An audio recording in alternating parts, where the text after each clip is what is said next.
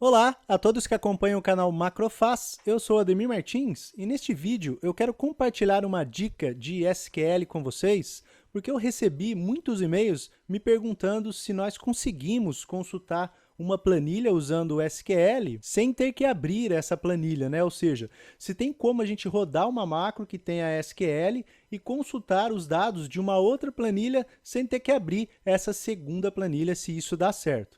Bom, isso é perfeitamente possível, né? Pois o que o SQL faz é se conectar a essa planilha e executar a query que a gente coloca lá no código, né? Daí, eu trouxe um exemplo bem interessante. Vejam vocês, eu tenho uma planilha que foi extraída de um RP, que nesse caso aqui é o SAP, e ela possui um tamanho exorbitante de mais de 170 megas. Então, o que nós vamos fazer é consultar essa planilha com mais de 170 megas, trazer as informações para uma nova planilha, via SQL, claro, e vamos ver então o tamanho da diferença que fica a nossa nova planilha com as mesmas informações dessa planilha consultada.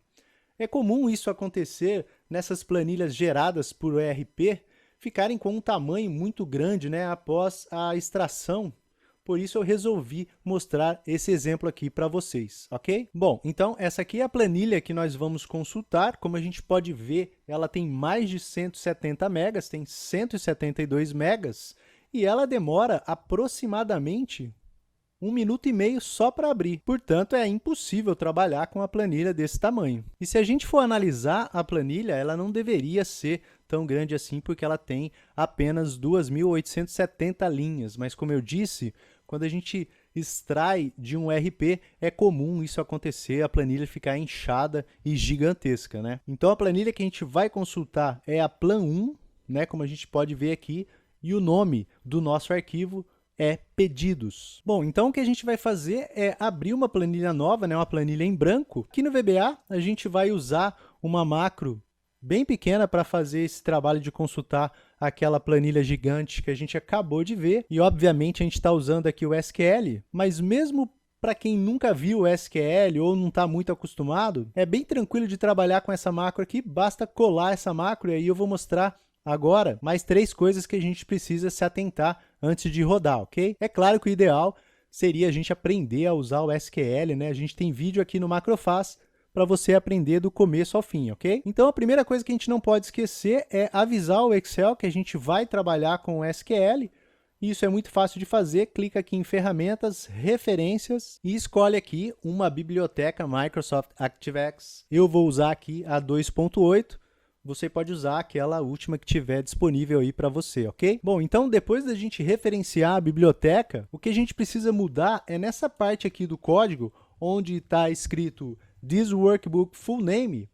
O que a gente precisa fazer então é colocar aqui o caminho do arquivo que a gente quer consultar. Portanto, é importante que a gente coloque não só o caminho, mas também o nome do arquivo, com a sua extensão corretamente. No meu caso aqui, por exemplo, o meu arquivo chama pedidos xlsx e ele está na pasta temp. Então, eu vou trocar aqui e colocar o caminho do meu arquivo. Bom, e depois de colocar aqui o caminho do arquivo, o que a gente precisa saber é o nome da planilha dentro desse arquivo que a gente vai consultar. No meu caso aqui é plan1, entre colchetes aqui, eu coloco o nome da minha planilha e depois do nome eu coloco o símbolo de cifrão. Já essa segunda parte aqui do nosso filtro de SQL eu coloquei, mas ela é opcional, mas basicamente ela serve para não trazer as linhas em branco que porventura a gente inclua lá na planilha. Portanto, eu estou fazendo aqui um where is null, né? Ou seja, não seja nulo o número do pedido. Então, o nosso SQL ficaria assim, selecione,